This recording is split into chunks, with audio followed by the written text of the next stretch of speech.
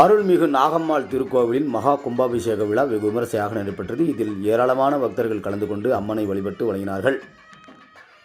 கிருஷ்ணகிரி ஆப்ரேடி காலனியில் எழுந்தறிந்துள்ள அருள்மிகு நாகம்மாள் திருக்கோவிலின் மகா கும்பாபிஷேக விழா கணபதி ஹோமத்துடன் துவங்கி நடைபெற்றிருந்தது.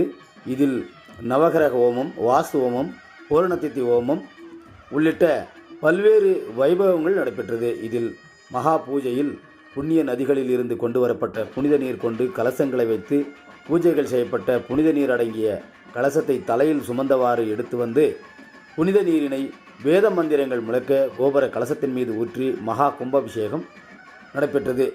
இதனைத் தொடர்ந்து மூலவரான அருள்மிகு தட்சகி, வாசுகி உடனாகிய நகசார மற்றும் அருள்மிகு நாகம்மாள் ஆகிய தெய்வங்களுக்கு அபிஷேகம் செய்யப்பட்டு பக்தர்களுக்கு தீர்த்த பிரசாதம் வழங்கப்பட்டது.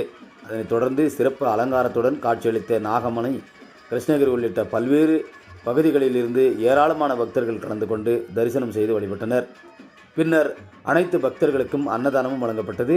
இவ்விழாவிற்கான ஏற்பாடுகளை தமிழ் சிந்தனையாளர் பேரவை பாண்டியன், கோவில் தர்மகர்த்தா ராமன், விழா ஒருங்கிணைப்பாளர் பத்ரிநாத் மற்றும் சிப்பாய் முனிசாமி, நரசிம்மம்மாள், நாச்சியம்மாள், சென்னப்பன், சென்னம்மாள் உள்ளிட்ட பலர் சிறப்பாக செய்திருந்தார்கள்.